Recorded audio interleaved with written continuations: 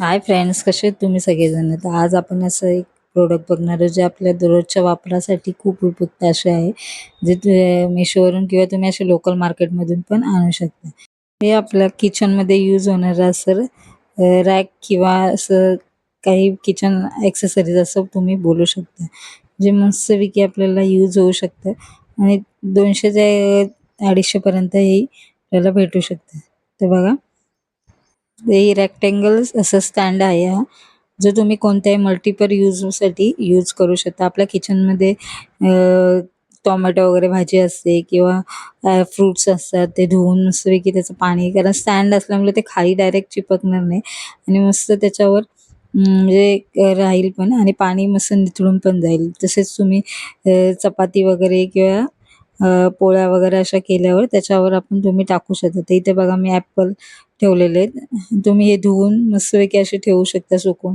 हे तुम्ही फ्रुट्ससाठी पण फ्रूट बास्केट म्हणून पण यूज करू शकता.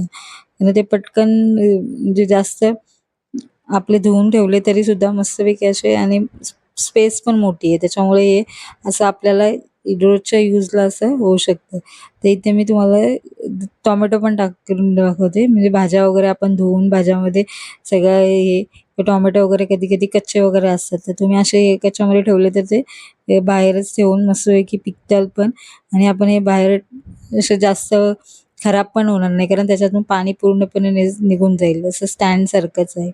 तसेच मी भरपूर प्रमाणात याचा यूज होऊ शकतात.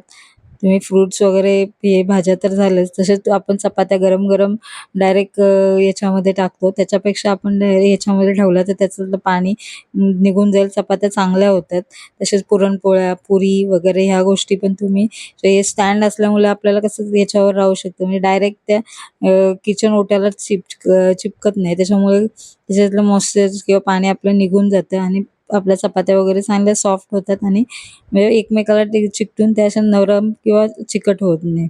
आणि पुरणपोळ्या वगैरे पण अशा नंतर आपण पेपर वगैरे टाकण्यापेक्षा तसं काही याच्यावर यूज केलं तर नक्की आहे. तर नक्की आवडलं तर